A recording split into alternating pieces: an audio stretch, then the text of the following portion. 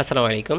আজকের এই লেকচারে আমি হরিজন্টাল ফ্র্যাগমেন্টেশনের একটি important part derive horizontal fragmentation নিয়ে আলোচনা করব এবং এর একটি কোশ্চেন সলভ করব। সো আমরা যখন পূর্ববর্তী লেকচারে কোশ্চেন সলভগুলো করেছিলাম সেগুলো ছিল প্রাইমারি ফ্র্যাগমেন্টেশনের উপরে, এবং তখনও আমি ডিরাইভ হরিজন্টাল ফ্র্যাগমেন্টেশন সম্পর্কে আপনাদেরকে বলেছিলাম যে প্রাইমারি হরিজন্টাল ফ্র্যাগমেন্টেশনে আমাদের একটা টেবিল নিয়ে কাজ হলেও ডিরাইভ হরিজন্টাল ফ্র্যাগমেন্টেশনে দুইটা টেবিল নিয়ে আমাদের কাজ হয়। সো বিষয়টা এখানে বলা আছে, দেখেন, fragmentation of one relation table is based on fragmentation of another related relation. তার মানে আরেকটা রিলেশনের উপরে ডিপেন্ড করে আমাদের একটা টেবিলকে যখন আমরা ফ্র্যাগমেন্ট করি তখন সেটাকে আমরা বলতেছি ডিরাইভ হরিজন্টাল ফ্র্যাগমেন্টেশন। চলুন কোশ্চেনটা সলভ করি, বিষয়টা ক্লিয়ার হয়ে যায়। কোশ্চেনে কি বলা হচ্ছে যে P1 প্রজেক্ট 1 এর স্ট্যাটাস কমপ্লিটেড, প্রজেক্ট 1 এর স্ট্যাটাস ইন প্রোগ্রেস, প্রজেক্ট 1 এর স্ট্যাটাস পেন্ডিং। তার মানে আমরা বুঝতেই পারতেছি যে এখানে স্ট্যাটাসের উপরে ডিপেন্ড করে আমাদের ভাগগুলো করা হয়েছে। Perform primary horizontal fragmentation on project, এই যে প্রজেক্ট আছে এটার উপরে প্রাইমারি হরিজন্টাল ফ্র্যাগমেন্টেশনটা তুমি অ্যাপ্লাই করো। এরপর বলছে যে তারপর perform derive horizontal fragmentation on task, টাস্কের উপরে আমরা ডিরাইভ হরিজন্টাল ফ্র্যাগমেন্টেশন অ্যাপ্লাই করব according to the fragments of project. প্রজেক্টের যে ফ্র্যাগমেন্টগুলো আমরা একটু আগে করেছিলাম প্রাইমারি, সেই অনুযায়ী আমরা টাস্কে ডিরাইভলি ফ্র্যাগমেন্ট করব। সো এই বিষয়টা এখানে বলা আছে। এই ফুল কোশ্চেনটাকে আরও শর্টলি এক্সামে দিতে পারে, এভাবে বলতে পারে যে পারফর্ম, মানে এখানে আর কিছু না বলে এইভাবে ডিরেক্ট শুধু এটা বলতে পারে perform derive horizontal fragmentation on task, টাস্কের কে আমরা ডিরাইভ হরিজন্টাল ফ্র্যাগমেন্টেশন করব বেসড অন বা অ্যাকর্ডিং টু, যেটাই বলেন, based on status of project. দেখেন এখানে আমাদের স্ট্যাটাস সবগুলো দিয়ে দেওয়া হয়েছে, বাট এখানে বলে দিয়েছে স্ট্যাটাসের, মানে স্ট্যাটাস অফ প্রজেক্ট, প্রজেক্টের স্ট্যাটাসগুলো অনুযায়ী। তারপর প্রজেক্টের স্ট্যাটাস কী কী আছে তখন আমাদেরকে নিজে থেকে বুঝতে হবে যে প্রজেক্টের স্ট্যাটাস কী কী আছে। কমপ্লিটেড আছে, তার মানে আমরা একটা ধরে নেব যে P1, এটা সলিউশন চিন্তা করতে পারেন এখান থেকে সলিউশন, P1 কি status is equal to completed. এরপর আমরা P2 স্ট্যাটাস আমরা লিখব ইন প্রোগ্রেস। এরপরে P3 স্ট্যাটাস আমরা লিখব যে পেন্ডিং। দেখেন এই কোশ্চেন অনুযায়ী কিন্তু আমাদের এগুলো দেওয়া ছিল না, কিন্তু আমরা কোশ্চেন পড়েই বুঝতে পারছি স্ট্যাটাসের উপরে নির্ভর করে কাজটা করতে হবে। সুতরাং P1 P2 P3 হবে completed, in progress and pending. Okay, fine. এখন এর পরবর্তীতে কোশ্চেনে বলতেছে প্রাইমারি হরিজন্টাল ফ্র্যাগমেন্ট করে তারপরে ডেরাইভ করার জন্য। দেখেন কোশ্চেন শুধু যদি এতটুকুও বলা থাকতো তাও কিন্তু আমাদের প্রাইমারি ফ্র্যাগমেন্ট করা লাগতো। এটার একটাই কারণ, ডিরাইভ হরিজন্টাল ফ্র্যাগমেন্টেশন করার প্রথম রিকোয়ারমেন্ট হলো আগে প্রাইমারি করো তারপরে ডেরাইভ করো। তার মানে প্রাইমারি করেই তারপরে ডেরাইভের দিকে আসতে হবে। সো আমরা আগে অবশ্যই যার উপরে বেসড অন যে টেবিলটা সেটাকে আগে প্রাইমারি করে নিতেই হবে, এটা কোশ্চেনে বলুক বা না বলুক। সো চলুন কাজটা করি। তো আমরা যদি প্রাইমারি ফ্র্যাগমেন্ট করি, আমরা এখানে করি প্রথমটা প্রজেক্ট, এই প্রজেক্ট টেবিলকে আমরা তিনটা ভাগে ভাগ করব কার উপরে, এই কন্ডিশনগুলোর উপরে। সো এই কন্ডিশনের প্রথমটা কি আছে, কমপ্লিটেড। তার মানে কমপ্লিটেডগুলোকে আমরা একটা টেবিল করব, ইন প্রোগ্রেসগুলোকে আমরা একটা টেবিল করব, পেন্ডিংগুলোকে একটা টেবিল করব।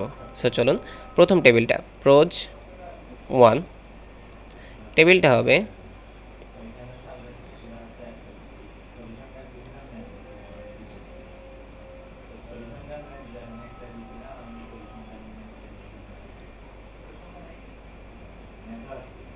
ওকে। এখানে প্রজেক্ট আইডি আমি PID লিখতেছি, আপনারা অবশ্যই ফুল নামটা লিখবেন, প্রজেক্ট আইডি। কমপ্লিটেড কে আছে 101 অ্যান্ড 102। এরপরে প্রজেক্ট নেম আমি P নেম লিখছি। এখানে অবশ্যই প্রজেক্ট A এবং প্রজেক্ট B এভাবেই লিখবেন, আমি শর্টলি লিখতেছি। স্ট্যাটাস, এখানে আপনি কমপ্লিটেড, এখানেও ঠিক সেম কমপ্লিটেডই লিখবেন। এখানে হলো ক্যাটাগরি, অবশ্যই এভাবে লিখবেন না, ফুল লিখবেন ক্যাটাগরি। এখানে কি কি আছে, কনস্ট্রাকশন, আরেকটা ক্যাটাগরি হলো টেকনোলজি। এই তো আমরা প্রথম টেবিলটা বের করে ফেললাম P1 এর সাপেক্ষে। এখন আমরা P2 এর বিষয়ে আসি। এখন P2 যদি আমরা বের করি, আচ্ছা এই পেজ আমরা অন্য একটি পেজ নিই। P2 হলো ইন প্রোগ্রেসের উপরে। সো ইন প্রোগ্রেসের উপরে যদি আমরা কাজটা করি তাহলে কি হচ্ছে, তাহলে এটা হলো প্রজেক্ট 2 টেবিল। আরেকটা করতে হবে সেম ভাবে,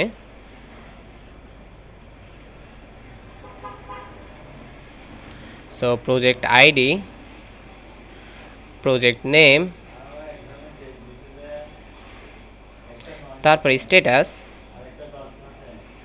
দেন আমাদের ক্যাটাগরি।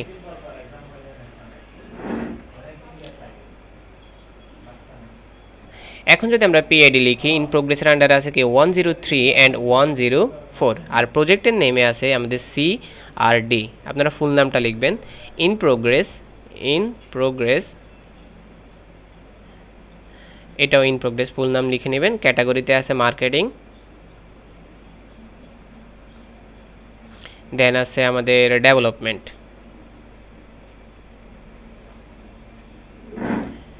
ওকে, আমাদের এতটুকু করা শেষ। এখন এর পরবর্তীতে আমরা প্রজেক্ট 3 নিয়ে কাজ করব। মানে এটা কেন করা হচ্ছে, কারণ আমাদের 3 নাম্বার প্রজেক্টটা এখন তৈরি করতে হবে। সো এটা হলো পেন্ডিংয়ের উপরে ডিপেন্ড করে। সো পেন্ডিংয়ের উপরে যদি আমরা ডিপেন্ড করে বের করি,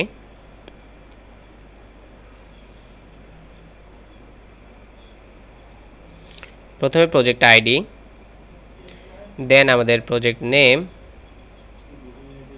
দেন আমাদের স্ট্যাটাস, দেন আমাদের ক্যাটাগরি। ওকে, সো এখন আমরা পিআইডি আমাদের কে কে আছে পেন্ডিংয়ের ভিতরে, 105 আছে অ্যান্ড 106 আছে। প্রজেক্ট ই আছে, এফ আছে, দেন এখানে পেন্ডিং, এখানে আছে মার্কেটিং, কনস্ট্রাকশন। ওকে, আমরা 3টা প্রাইমারি ফ্রেগমেন্ট করে ফেললাম। প্রাইমারি ফ্রেগমেন্ট করব, এখন আমাদেরকে এটার উপরে ডিপেন্ড করে টাস্ক টেবিলটাকে ফ্রেগমেন্ট করতে হবে। সো এটাকে বলা হচ্ছে ডিরাইভ করা। আচ্ছা, এখন আমাদের এই কাজটা কিভাবে করতে হবে? এই কাজটা করতে হবে, প্রথমে প্রজেক্ট 1 এর যে টেবিলটা আছে তার সাথে টাস্কে জয়েন করতে হবে, তারপরে প্রজেক্ট 2 এরটা, দেন প্রজেক্ট 3 এরটা। সো এই বিষয়টা আমি একদম ক্লিয়ার করে দিচ্ছি। সো এখানে যদি দেখেন সলিউশনের, আপনারা অবশ্যই সলিউশনের প্রথমে এভাবে এটা লিখবেন, তারপরে এই টেবিলটা ড্র করবেন, দেন প্রজেক্ট 2 এর টেবিলটা, প্রজেক্ট 3 এর টেবিলটা। এর পরবর্তীতে আপনারা এটা লিখবেন। এতক্ষণ পর্যন্ত আমরা যে কাজটা করছি সেটা ছিল স্টেপ 1 এর কাজ। সো আমরা এখানে লিখতে পারি স্টেপ 1, যেটা হলো প্রাইমারি পেগমেন্টেশনের অংশ। এর পরবর্তীতে আমরা এখন স্টেপ 2 নিয়ে কাজ করব। স্টেপ 2, তো স্টেপ 2তে আমরা খেয়াল করি আমাদের এখানে কি আছে, প্রজেক্ট 1। প্রজেক্ট 1 এর সাথে টাস্কে যদি আমরা কম্বিনেশন করি তাহলে আমরা কি লিখতে পারি, টাস্ক জয়েন করব আমরা প্রজেক্ট 1 এর সাথে, এভাবে লিখতে পারি না? হ্যাঁ, অবশ্যই। এখন দেখি প্রজেক্ট 1 এর সাথে এখানে কোন প্রাইমারি কিটা টাস্ক টেবিলে আছে। অবশ্যই পিআইডি এখানে আছে, প্রজেক্ট আইডিটা টাস্ক টেবিলে আছে। এখন আমরা খেয়াল করব যে এই আইডিগুলো কে কে আমাদের টাস্ক টেবিলে আছে। তাহলে 101 আর 102, তার মানে 101 একটা পেলাম, 2টা পেলাম, 102 একটা, 2টা, তার মানে এই 4টা আমরা পেলাম। তার মানে আমরা এটা বলতে পারতেছি যে এই 4টা মিলে আমাদের একটা টেবিল হবে, এই 4টা মিলে আমাদের একটা টেবিল হবে। কার জন্য? প্রজেক্ট 1 এর জন্য। অন্যগুলোর সাথে আমরা কমন মিল পাচ্ছি না, যেগুলো মিল পাবো শুধু সেগুলোই লিখব। সো আশা করি আপনারা বুঝে গেছেন বিষয়টা। আছে এখানে জায়গা নেই, আমি আবার ক্লিন করে নিই পেজ। তাহলে আমাদের টেবিলটা কেমন হবে, আমরা আবার এখানে প্রজেক্টের জন্য প্রথমে একটা 2 3 4 5। ওকে, তো এখানে আমাদের প্রথমে প্রজেক্ট আইডি, দেখেন আমরা টাস্কে ডেরাইভ করতেছি, তার মানে টাস্কের অনুযায়ী টেবিল হবে। সো প্রজেক্ট আইডি, দেন আমাদের টাস্ক নাম্বার, দেন আমাদের আছে টাস্ক ডেসক্রিপশন।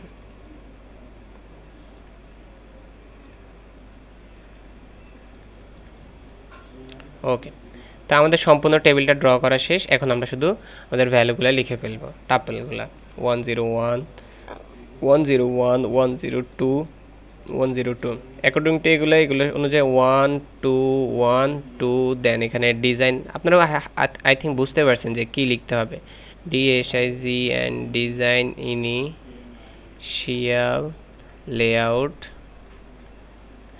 দেন আছে কি ডেভেলপ, আপনারা অবশ্যই এগুলো লিখে নেবেন। তারপর এখানে আছে রিসার্চ লিখে নেবেন। দেন আছে আমাদের কি ইমপ্লিমেন্ট সলিউশন, এগুলো লিখে নেবেন।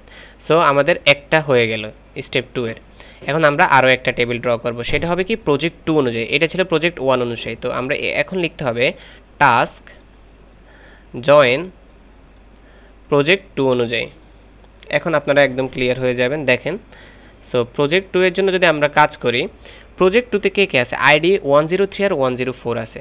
তার মানে আমরা এইখানে 103 আর 104 কোথায় কোথায় আছে সেগুলাই নেব। তার মানে এতটুকুতে আছে, তাই না? তো আমরা আবারও ড্র করে ফেলি। প্রজেক্ট আইডি, দেন আছে টাস্ক নাম্বার, দেন আছে আমাদের টাস্ক ডেসক্রিপশন। সো এইভাবে আপনারা অবশ্যই লিখে দেবেন, সুন্দর মতো লিখবেন। আমি হতে পারে সুন্দর মতো লিখতেছি না এখন। প্রজেক্ট আইডিটা কি কি আসবে? 103, এর পরবর্তীতে 104, 104। ওকে, লিখলেন। টাস্ক নাম্বারগুলো কি কি? 1212 টাস্কের এই বিষয়গুলো লিখে নেবেন অবশ্যই। গ্যাদার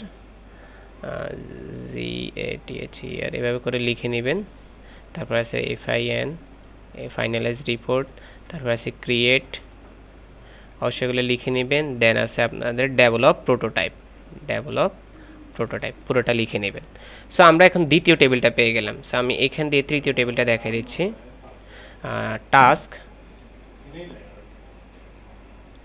টাস্ক আমাদের এখানে জয়েন করতে হবে প্রজেক্ট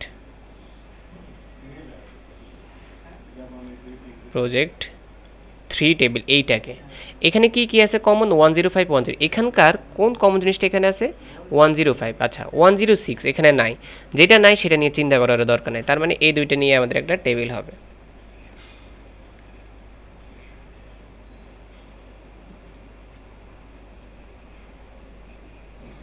আবারও ঠিক সেম ভাবে আপনারা বুঝে গেছেন বিষয়টা, আসলে নিজেরা এটা সলভ করতে পারবেন।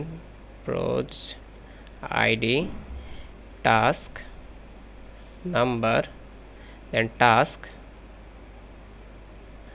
ডেসক্রিপশন। ওকে, প্রজেক্ট আইডির মধ্যে কে আসতেছে? 105 আসতেছে। 106 এর বিষয় এখানে নাই, টাস্কে নাই। সো আমরা 106 লিখব না। এখন এখানে আছে কি 12, এরপর আছে মার্কেট অ্যানালাইসিস লিখে নেবেন অবশ্যই। এরপরে DESI ডিজাইন কমপ্লেন। সো একটা জিনিস কি খেয়াল করলেন? এই তো সলিউশন হয়ে গেছে, কিন্তু এতটুকু লিখলে হবে যে এক্সামে প্রথমে আপনারা এই P1, P2, P3 কন্ডিশনগুলো লিখে নেবেন বা কুয়েরিগুলো লিখে নেবেন। তারপর স্টেপ 1-এ যেটা করবেন সেটা হলো প্রাইমারি প্রেগমেন্টেশনটা করে নেবেন। প্রাইমারি প্রেগমেন্টেশন করার পরে স্টেপ 2-তে যেটা করবেন সেটা হলো আপনাদের এই ডেরাইভ যে হরিজন্টাল প্রেগমেন্টেশন, মানে টাস্কের মানে পরবর্তী টেবিলের যে প্রেগমেন্টেশনটা সেটা করে নেবেন। এরপরে এটাই হলো আপনাদের সলিউশন। সো প্রাইমারি পেগমেন্টেশন এখানে দেখতেছেন যে একটা অ্যাট্রিবিউটের উপরে ডিপেন্ড করে পেগমেন্ট করা হয়েছে, এখানে ইজি হয়ে গেছে। যদি দুইটা অ্যাট্রিবিউটের উপরে ডিপেন্ড করে তাহলে সেভাবে করতে হবে, মানে আগে যে আমি মিন টার্ম বের করে দেখিয়েছিলাম ওইভাবে করার পরে তারপরে আপনি ডিরাইভ করতে পারবেন। সো একটা জিনিস আপনারা ক্লিয়ার হয়ে গেছেন যে ডিরাইভ হরিজন্টাল পেগমেন্টেশন করতে হলে আপনাকে অবশ্যই প্রাইমারি করে তারপরে ডিরাইভে আসতে হবে। সো আশা করি বিষয়টা আপনাদের কাছে ক্লিয়ার হয়ে গেছে। সবাই ভালো থাকবেন, সুস্থ থাকবেন। আসসালামু আলাইকুম।